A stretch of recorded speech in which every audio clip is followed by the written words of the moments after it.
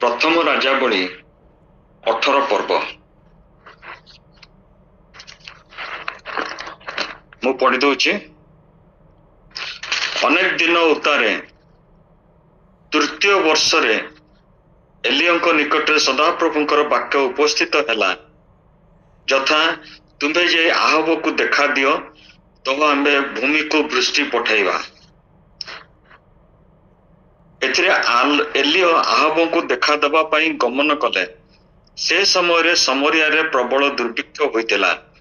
एणु आहब राजगृहर अध्यक्ष ओबद्य को डकाइले। से ओबद्य सदाप्रभु को अतिशय भय करुथिला। पुणी जो समय इसेबेल सदाप्रभु को भविष्यत वक्ता मान को उच्छिन्न करुथिले बा हत्या भी करथिले कहले चलियो। से समय ओबद्य 100 भविष्यत वक्ता को नहीं 50-50 जन करी गहर मध्य लुचाई रखी अन्न जल दे सेमान को प्रतिपालन करथिले।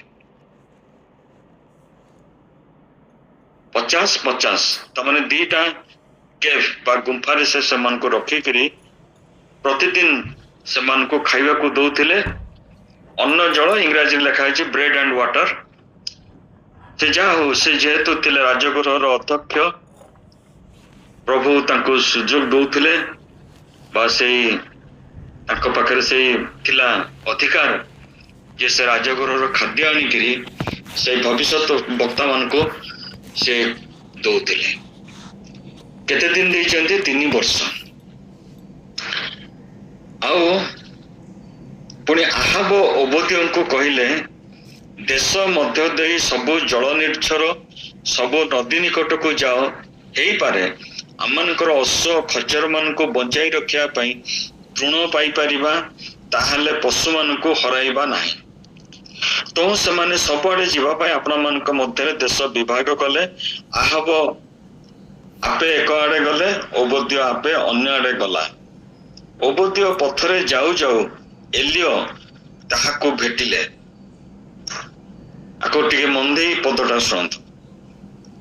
एलियो ताहाको भेटिले तो ओबद्य तांको चिन्ही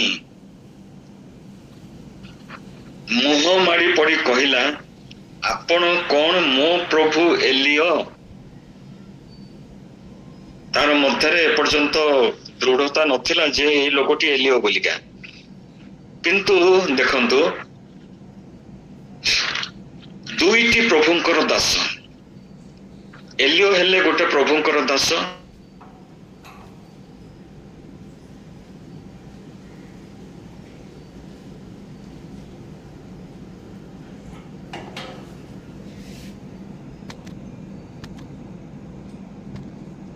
चर्चा आपण कौन मो प्रभु एलियो?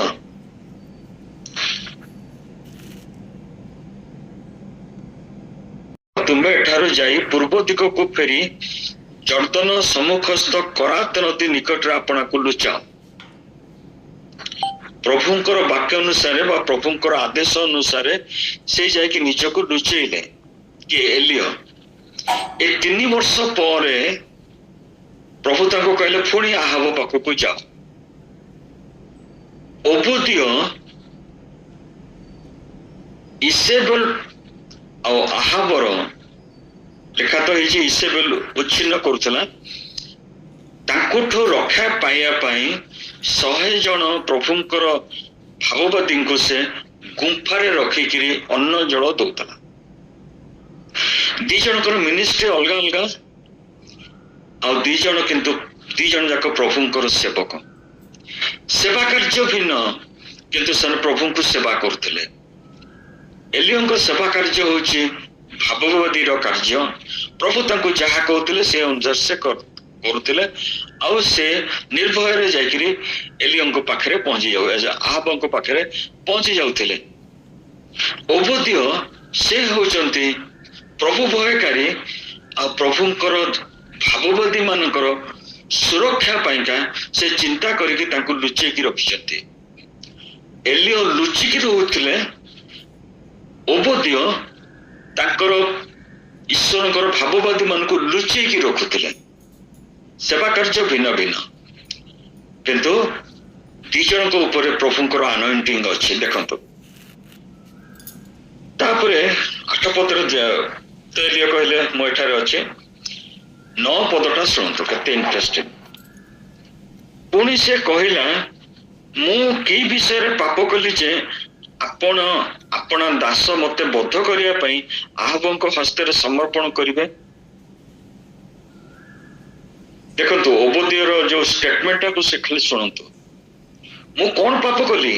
ମୁଁ ଯାଇକି ଆହାବଙ୍କୁ କହିନି ଯେ ଏଲିୟକୁ ମୁଁ ଦେଖା ହେଇଯାଇଛି ବୋଲିକା। ତାପରେ 10ଟା ଦେଖନ୍ତୁ, ସଦାପ୍ରଭୁ ଆପଣଙ୍କର ପରମେଶ୍ୱର ଜୀବିତ ଥିବା ପ୍ରମାଣେ କହୁଅଛି, ମୋ ପ୍ରଭୁ ଅର୍ଥାତ୍ ଆହାବ ଆପଣଙ୍କୁ ଅନ୍ୱେଷଣ କରିବା ପାଇଁ ଯାହା ନିକଟକୁ ଲୋକ ପଠାଇ ନିଅନ୍ତି, ଏପରି କୌଣସି ଗୋଷ୍ଠୀ କି ରାଜ୍ୟ ନାହିଁ। ସେ ଗୋଷ୍ଠୀ ବା ସେ ରାଜ୍ୟ ଖାଲି ମନା କରିଦେଲେ ଚଳିବନି, ତାକୁ ଓଥ ନେବାକୁ ପଡିବ। ମୁଁ ଏଭଳି ଲୋକକୁ ମୋ ଦେଶ ଭିତରେ ଦେଖିନି। ପୁଣି ସେ ଏଠାରେ ନାହିଁ ବୋଲି ସେମାନେ କହିଲେ, ସେହି ରାଜ୍ୟ ଓ ଗୋଷ୍ଠୀକୁ ଆପଣ ଦେଖିନଥିବା ବିଷୟରେ ଶପଥ କରାଉଥିଲେ। ପ୍ରମିସ୍ କର, ତମେ ଯୋଉଟା କହୁଛ ସେଟା ମିଛ କଥା କହୁନ ବୋଲି ପ୍ରମିସ୍ କର ବୋଲି ଆହାବ ସେମାନଙ୍କୁ କହୁଥିଲେ। କୌଣସି ରାଜ୍ୟ ନାହିଁ, କୌଣସି ଗୋଷ୍ଠୀ ନାହିଁ ଯୋଉଠି ଏଲିୟଙ୍କୁ ଖୋଜା ହେଇନି ତାକୁ ମାରିବା ପାଇଁ। ଦେଖନ୍ତୁ ମତେ ହତ୍ୟା କରିବେ। ମୁଁ ଆପଣମାନଙ୍କୁ ପଚାରୁଛି ଯେ ଏଲିୟଙ୍କ ପାଖରେ ଯୋଉ ଆନଏଣ୍ଟିଂ ଅଛି, ଓବଦ୍ୟାଙ୍କ ପାଖରେ ସେ ଆନଏଣ୍ଟିଂ ନାହିଁ, ଆମେ ସମସ୍ତେ ଜାଣୁଛୁ। ସେ କଣ କହୁଛନ୍ତି ଦେଖନ୍ତୁ, ସେଇଥିରୁ ସେ ଜାଣିପାରିଛନ୍ତି, ଓବଦ୍ୟା ଜାଣିପାରୁଛନ୍ତି ଏଲିୟଙ୍କ ଭିତରେ କୋଉ ଆନଏଣ୍ଟିଂ ଅଛି। 11-12ଟା ପଢିବା। ଏବେ ଆପଣ କହୁଅଛନ୍ତି, ଯାଅ ତୁମ ପ୍ରଭୁଙ୍କୁ କୁହ, ଦେଖ ଏଲିୟ ଏଠାରେ ଅଛି। ମାତ୍ର ମୁଁ ଆପଣଙ୍କ ନିକଟରୁ ଗଲା କ୍ଷଣେ ଯେବେ ସଦାପ୍ରଭୁଙ୍କର ଆତ୍ମା ମୋହର ଅଜ୍ଞାତ କୌଣସି ସ୍ଥାନକୁ ଆପଣଙ୍କୁ ନେଇଯିବେ, ତେବେ ମୁଁ ଯାଇ ଆହାବଙ୍କୁ ସମ୍ବାଦ ଦେଲେ ସେ ଆପଣଙ୍କୁ ପାଇ ନ ପାରି ମତେ ବଧ କରିବେ। ମାତ୍ର ଆପଣଙ୍କ ଦାସ ମୋ ବାଲ୍ୟକାଳାବଧି ସଦାପ୍ରଭୁଙ୍କୁ ଭୟ କରୁଅଛି। ମତେ ଏଇ ପଦଟାରେ ମୁଁ ଅଟକି ଗଲି। ଯେତେବେଳେ ମୁଁ ଆକୁ ମେଡିଟେଟ୍ କରୁଥିଲି, ଷ୍ଟଡି କରୁଥିଲି, ଆହାବଙ୍କୁ ଡରିକିରି ଓବଦ୍ୟା ଏଇ ସବୁ କଥା ଏଲିୟଙ୍କୁ କହୁଛନ୍ତି। କିନ୍ତୁ କହିବା ଭିତରେ ସେ ଗୋଟେ ଇମ୍ପୋର୍ଟାଣ୍ଟ କଥାଟା କହିଛନ୍ତି, ସେଟା ହଉଛି 12 ପଦ। କଣ ସେ 12 ପଦ? ସଦାପ୍ରଭୁଙ୍କର ଆତ୍ମା ଆପଣଙ୍କୁ ଯଦି କୌଣସି ଅଜ୍ଞାତ ସ୍ଥାନକୁ ନେଇଯିବେ,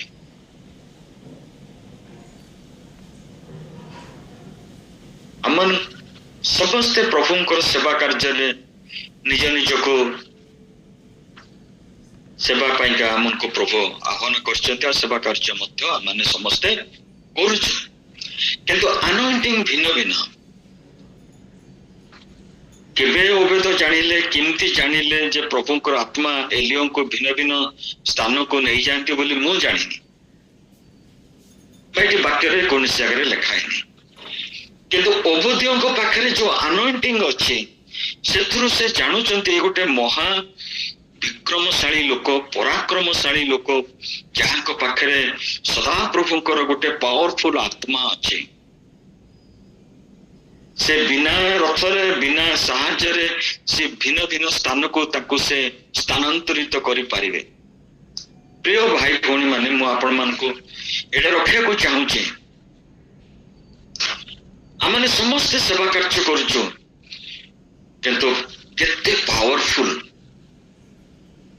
କେତେ ଶକ୍ତିଯୁକ୍ତ ସେଟା ସେବା କାର୍ଯ୍ୟ।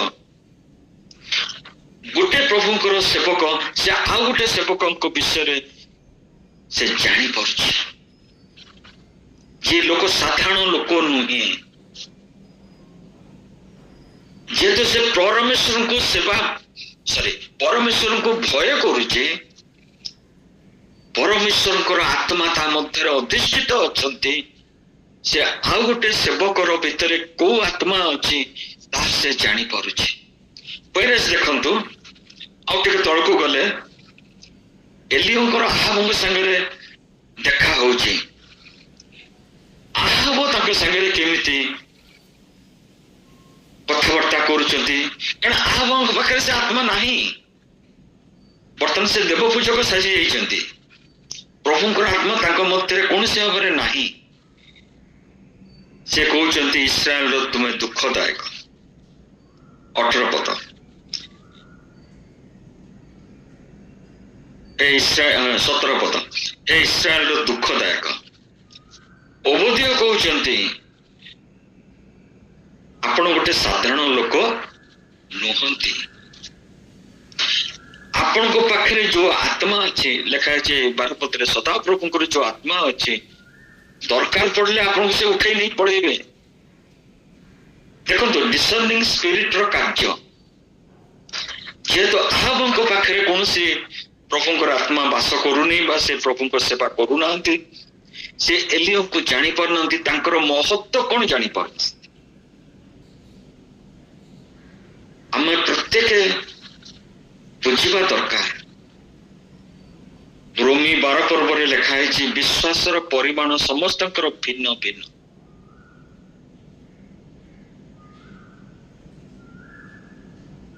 ଯାକୋବ ପୁସ୍ତକ ଲେଖା ହେଇଛି draw near to God and he will draw near to him. ମାଥ୍ୟୁରେ ଲେଖା ହେଇଛି 5 ପର୍ବରେ ଈଶ୍ୱରଙ୍କ ରାଜ୍ୟ ନିମନ୍ତେ କ୍ଷୁଧିତ ତୃଷିତ ଲୋକେ ଧନ୍ୟ।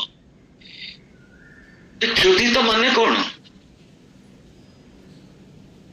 ସେ କୋଉ ବାହାରେ ଆସିବ ନା କୋଉଠି ବାହାରେ କେଜି କେଜି ହିସାବରେ ବିକ୍ରି ହଉଛି କିଣିକି ଆଣିବ?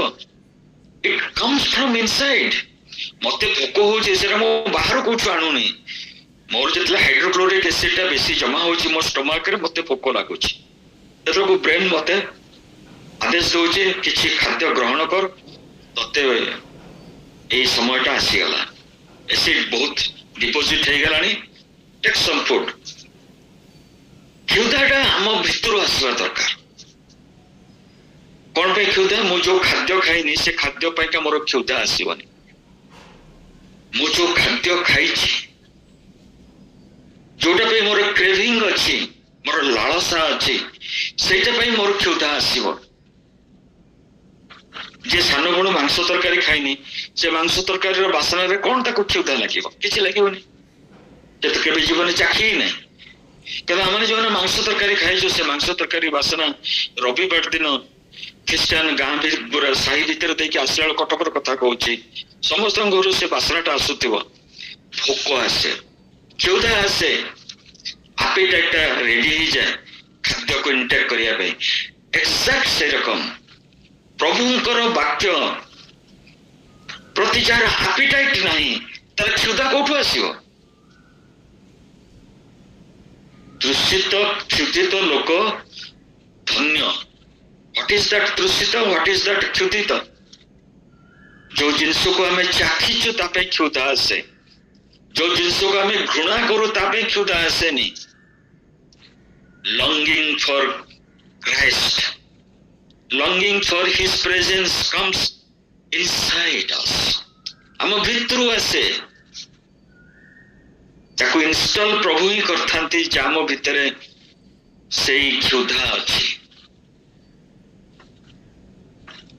ନା ଆହାବଙ୍କ ପାଖରେ ସେ କ୍ଷୁଧା ଅଛି, ନା ପରମେଶ୍ୱରଙ୍କ ଲୋକ ପ୍ରତି ତାଙ୍କର କୌଣସି ଭୟ ବା ସମ୍ମାନ ଅଛି। କୌଣସି ଭାବରେ ତାଙ୍କର ଭୟ ସମ୍ମାନ ନାହିଁ, କେବଳ ହତ୍ୟା ହିଁ ହତ୍ୟା କରିବାର ଅଛି। ଆଉ ସେଇଟା କୌଣସି ଗୋଟିଏ ଆତ୍ମା ଦ୍ଵାରା ସେଟା ପରିଚାଳିତ ହଉଛି, ଏଣ୍ଟାର ଇସ୍ରା, ସେଟା ହଉଛି ଜିଜେବେଲର ଆତ୍ମା ବା ଇସାବେଲର ଆତ୍ମା, ଏକ ପାୱାରଫୁଲ ଶୈତାନର ଆତ୍ମା, ତା ଦ୍ଵାରା ପରିଚାଳିତ ହଉଛି ଏଣ୍ଟାର ରାଜ୍ୟ। ସେ ରାଜା, ସେ କୁଇନ୍, ସେ ରାଣୀ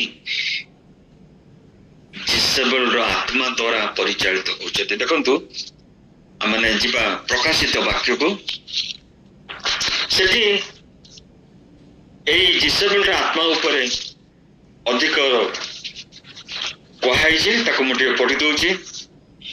ଥିଆଥିରା ମଣ୍ଡଳୀ ପ୍ରତି ବାର୍ତ୍ତା ତା ଆପଣ ମାନେ ପାଇପାରିବେ ପ୍ରକାଶିତ ବାକ୍ୟ 2 ପର୍ବରେ।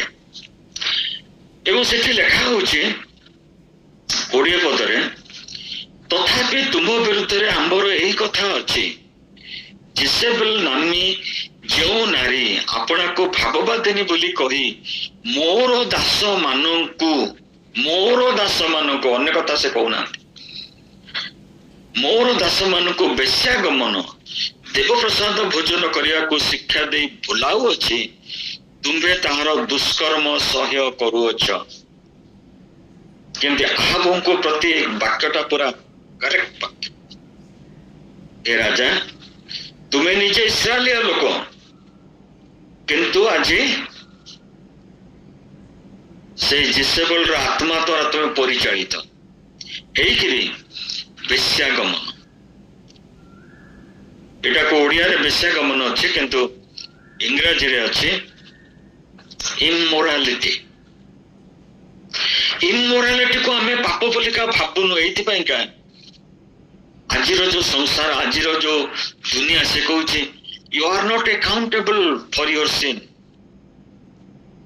Your immorality doesn't lead to only no accountability. କେହି ତମକୁ ଆକାଉଣ୍ଟେବଲ କରିପାରେ। ପେଟର ଗୋଟେ ଭୋକ ଅଛି, ସେମିତି ସେକ୍ସୁଆଲ ଡିଜାୟାର ଇଜ ଅଲସୋ ଏ ଭୋକ। ଭୁଲ କଣ ରହିଲା? ନୂଆ ନୂଆ ପାପର ଆତ୍ମା ମାଡି ଆସୁଛି। ଦେଖନ୍ତୁ ପ୍ରଭୁଙ୍କର ବାକ୍ୟ କେତେ ସତ୍ୟ, କେତେ ଜୀବନ୍ତ। ଜେଜେବେଲର ଆତ୍ମା ସେଇ 2000 ବର୍ଷ ତଳେ ସେଠି ନଥିଲା, ବା ଏଲିଆଙ୍କ ସମୟରେ ନଥିଲା। ଆଜି ସମଗ୍ର ପୃଥିବୀରେ ଜେଜେବେଲର ଆତ୍ମା ବୁଲୁଛି। ସେକ୍ସୁଆଲ ଇମୋରାଲିଟି ପାଇଁ you are not accountable. Free. It is very natural to our body. No one can make you sinner. ଆଉ କଣ ସେ କରୁଛି? କେବଳ କଣ ତମେ ଗୋଟେ ଈଶ୍ୱରଙ୍କୁ ଯୋଉ ପୂଜା କରୁଛ ସେଟା କଣ ଠିକ? There are other divisions, there are other options. ବାଲକୁ ପୂଜା କର, ଆଶେରକୁ ପୂଜା କର, ଖାଲି ସେ ଜିହୋବା କଣ ଚଲେଇଛ? ଆହାବ ନିଜେ ଯାଇକିରି ସେ ବାଲର ପ୍ରତିଷ୍ଠା କରୁଛନ୍ତି, ମନ୍ଦିରରେ ତାର ପ୍ରାଣ ପ୍ରତିଷ୍ଠା କରୁଛନ୍ତି, ଆଉ କହୁଛନ୍ତି ଲୋକଙ୍କୁ ପୂଜା କର। ଜିହୋବାକୁ କେବେ ପୂଜା କରୁଥିଲ, କିନ୍ତୁ ଯିଏ ପୁଣି ମାନୁନି ସେ କଣ କରୁଛନ୍ତି? ଉଚ୍ଛିନ୍ନ କରୁଛନ୍ତି। ଯୋଉ ସମୟରେ ଆମେ ଅଛୁ ସେଇ ସମୟର ମଧ୍ୟ ସେଇ ଇସେବେଲର ଆତ୍ମା ଭୟଙ୍କର ଭାବରେ, ଟିକେ ସାମାନ୍ୟ ନାହିଁ, ଭୟଙ୍କର ଭାବରେ ପୃଥିବୀରେ ବ୍ୟାପ୍ତ ହେଇଛି। Sexual immorality and serving the deities. ଲୋଭ ହଉଛି ସେ ଗୋଟେ ପାପ। ସବୁ ଯାହା କିଛି ଗାଲାତିଆ ପୁସ୍ତକରେ ଅଛି, ସବୁ ସେ ଗୋଟେ ଗୋଟେ ଦେବା ଦେବୀ ପୂଜା କର, କିଛି ଅସୁବିଧା। କିନ୍ତୁ ଦେଖନ୍ତୁ, ଯେତେବେଳେ ଆମେ ନୂତନ ନିୟମକୁ ଆସୁଛୁ ସେଠି ଗୋଟେ ଅଲଗା ବିଷୟ ଆମେ ଦେଖୁଛୁ। ଏବଂ ଆମେ ଦେଖିବା କଲୋସି 3 ପର୍ବର 3 ପଦ। କଲୋସି ମଣ୍ଡଳୀକୁ ଯେତେବେଳେ ପାଉଲ ଲେଖୁଛନ୍ତି ଅତି ସୁନ୍ଦର ଭାବରେ, ଆଉ ସେ 3 ପର୍ବଟାକୁ ଆରମ୍ଭ କରୁଛନ୍ତି, ତୁମ୍ଭେମାନେ ଯେବେ ଖ୍ରୀଷ୍ଟଙ୍କ ସହିତ ଉତ୍ଥିତ ହୋଇଛ, ତେବେ ଈଶ୍ୱରଙ୍କ ଦକ୍ଷିଣ ପାର୍ଶ୍ୱରେ ଉପବିଷ୍ଟ ଖ୍ରୀଷ୍ଟଙ୍କର ଯୋଉ ବାସସ୍ଥାନ, ସେଇ ଉର୍ଦ୍ଧ୍ୱ ସ୍ଥାନର ବିଷୟ ସବୁ ଅନ୍ୱେଷଣ କର। ଏବଂ ଏଇ ଯୋଉ କନସେପ୍ଟ ତାକୁ ପାଉଲ ରୋମୀ 6 ପର୍ବରେ ଅତି ସୁନ୍ଦର ଭାବରେ ଗୋଟେ ଗୋଟେ କରି ବର୍ଣ୍ଣନା କରୁଛନ୍ତି। ଯଦି ମୃତ ହେଇଛ ମାନେ କଣ? 2ୟ ପଦ, ପାର୍ଥିବ ବିଷୟରେ ଆସକ୍ତ ନ ହୋଇ ଉର୍ଦ୍ଧ୍ୱସ୍ଥ ବିଷୟରେ ଆସକ୍ତ ହୁଅ। କାରଣ 3, କାରଣ ତୁମେ ମାନେ ମରିଅଛ, ଆଉ ତୁମ୍ଭ ମାନଙ୍କର ଜୀବନ ଖ୍ରୀଷ୍ଟଙ୍କ ଠାରେ, ଈଶ୍ୱରଙ୍କ ଠାରେ ଖ୍ରୀଷ୍ଟଙ୍କ ସହିତ ଗୁପ୍ତ ଅଛି, ଲୁଚିକିରି ଅଛି। ଏଲିୟଙ୍କୁ ପ୍ରଭୁ କହିଥିଲେ ଲୁଚାଅ, ଓବଦ୍ୟଙ୍କୁ ପ୍ରଭୁ କହିଥିଲେ ସେମାନଙ୍କୁ ଲୁଚାଅ, ଅନ୍ନ ଜଳରେ ସେମାନଙ୍କୁ ତୃପ୍ତ କରାଅ, କାରଣ ତୁମ ପାଖରେ ଯୋଉ ଅଧିକାର ମିଳିଛି, ତୁମେ ରାଜଗୃହର ଅଧ୍ୟକ୍ଷ, ତୁମେ ଏଇଟା କରିପାରିବ। When God gives us ministry, ପ୍ରଭୁ ଯେତେବେଳେ ସେବା କାର୍ଯ୍ୟର ପଦ ଆମମାନଙ୍କୁ ଦିଅନ୍ତି, ସେ ଆମମାନଙ୍କର କାପାସିଟି ଦେଖି, ଆବିଲିଟି ଦେଖି ଆମକୁ ଦିଅନ୍ତି। ଯାହାକୁ 10 ତୋଡ଼ା ଦବା କଥା ତାକୁ 1 ତୋଡ଼ା ଦେବେନି, ଯାହାକୁ 1 ତୋଡ଼ା ଦବା ଲୋକକୁ 10 ତୋଡ଼ା ଦେବେନି।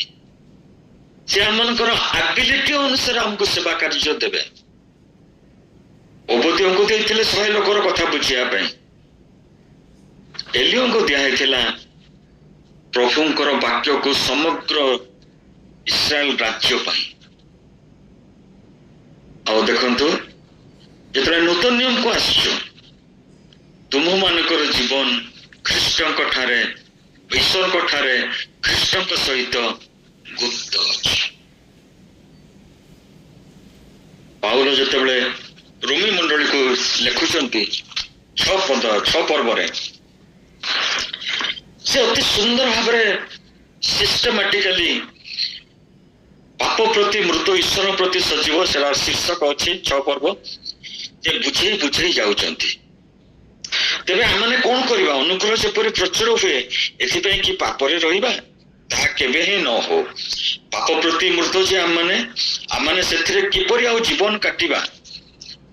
ଆମମାନେ ଯେତେ ଲୋକ ଖ୍ରୀଷ୍ଟ ଯୀଶୁଙ୍କ ଠାରେ ବାପ୍ତିଜିତ ହୋଇଅଛୁ, ସମସ୍ତେ ଯେ ତାହାଙ୍କ ମରଣରେ ବାପ୍ତିଜିତ ହୋଇଛୁ, ଏହା କି ତୁମାନେ ଜାଣ ନାହିଁ? ଅତଏବ ଆମମାନେ ବାପ୍ତିସ୍ମ ଦ୍ୱାରା ମରଣରେ ତାହାଙ୍କ ସହିତ ସମାଧି ପ୍ରାପ୍ତ ହୋଇଅଛୁ, ଯେପରି ଖ୍ରୀଷ୍ଟ ପିତାଙ୍କର ଗୌରବ ଦ୍ୱାରା ମୃତମାନଙ୍କ ମଧ୍ୟରୁ ଯେ ପ୍ରକାର ଉତ୍ଥାପିତ ହେଲେ, ଆମେମାନେ ମଧ୍ୟ ସେହି ପ୍ରକାରେ ଜୀବନର ନୂତନ ଭାବରେ ଆଚରଣ କରୁ, ବା ବ୍ରାଣ୍ଡ ନ୍ୟୁ ଲାଇଫ ପ୍ରଭୁ ଆମମାନଙ୍କୁ ଦେଇଛନ୍ତି। ଆମେମାନେ ବର୍ତ୍ତମାନ ସେ ପୁରାତନ ପାପର ସ୍ୱଭାବରେ ଆଉ ଜୀବନ କାଟୁନୁ, ଖ୍ରୀଷ୍ଟଙ୍କ ସହିତ ଆମମାନେ ମରିଅଛୁ। We are living by leading a brand new life with Christ. କାରଣ ଯଦି ଆମେ ତାହାଙ୍କ ମୃତ୍ୟୁ ସାଦୃଶ୍ୟରେ ମୃତ୍ୟୁଭୋଗ କରି ତାହାଙ୍କ ସହିତ ଏକୀଭୂତ ହୋଇଛୁ, ତାହେଲେ ନିଶ୍ଚୟ ତାହାଙ୍କ ପୁନରୁତ୍ଥାନର ସାଦୃଶ୍ୟରେ ମଧ୍ୟ ଉତ୍ଥିତ ହୋଇ ତାହାଙ୍କ ସହିତ ଏକୀଭୂତ ହବା। We are united with God through Christ Jesus. ଆମମାନେ ପ୍ରଭୁ ଯୀଶୁଙ୍କ ଦ୍ୱାରା ଈଶ୍ୱରଙ୍କ ଠାରେ ଆମମାନେ ମିଶି ପାରିଲୁ। ଯେହେତୁ ଆମେ କଣ କଲୁ?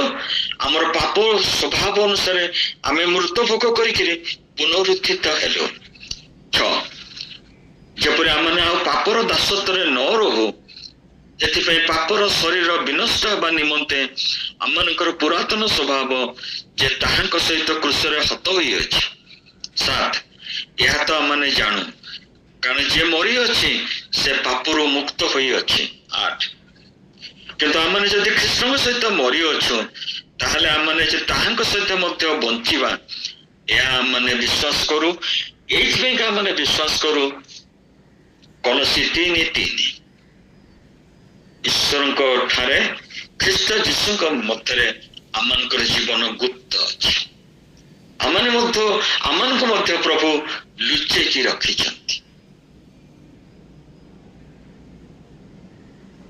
ସେଦିନ ଏଲିୟଙ୍କୁ ପ୍ରଭୁ କହିଲେ, ତୁମେ ନିଜକୁ ଲୁଚେଇକି ରଖ। ଏଟା ଅତି ସହଜ ନଥିଲା। 5 ଷ୍ଟାର ହୋଟେଲରେ ଲୁଚେଇ ରଖିବା ପାଇଁ କହିଲେନି। ପ୍ରକୃତିର ଭିତରେ କୋଉଠି ପାହାଡ ଗୁମ୍ଫାରେ ରହୁଥିବେ, କୋଉଠି ଅସନା ମସନା ଯୋଉଠି ପାରେ ଲୁଚିକି ସେ ରହୁଥିବେ। ସାପ, ବେଙ୍ଗ, ଜୋକ, ବିଛା ସବୁର ଆକ୍ରମଣ ବି ସହୁଥିବେ। ଆଉ 3 ବର୍ଷ ତା ଭିତରେ ଯାଇକି ସେ ସାରିଫତ ଦେଶରେ ପହଞ୍ଚିଛନ୍ତି। ଖାଇବାକୁ ଅଭାବ ହେଇଛି, ପିଇବାକୁ ଅଭାବ ହେଇଛି, କାଉ ଆଣି ଖାଦ୍ୟ ଦେଇଛି, ସବୁ ମଧ୍ୟରେ ପ୍ରଭୁଙ୍କ ସେବା ଛାଡି ନାହାନ୍ତି। ଆଜି ଆମମାନେ ଯଦି ପୁରାତନ ସ୍ୱଭାବ ସହିତ ଖ୍ରୀଷ୍ଟଙ୍କ ଠାରେ, ଖ୍ରୀଷ୍ଟଙ୍କର ପରି ଆମେ ଯଦି ମୃତ୍ୟୁଭୋଗ କରିଛୁ, ତାହାଙ୍କ ସହିତ ପୁନରୁତ୍ଥିତ ହେଇଛୁ, ତେବେ ଆମମାନେ ମଧ୍ୟ ସେ ଖ୍ରୀଷ୍ଟଙ୍କ ଭିତରେ ଆମମାନଙ୍କର ଜୀବନ ଗୁପ୍ତ ଅଛି, ଲୁଚିକିରି ଅଛି। ପ୍ରଭୁ ଏଇ ଅଳ୍ପ ଚିନ୍ତା ଉପରେ ଆଶୀର୍ବାଦ କରନ୍ତୁ।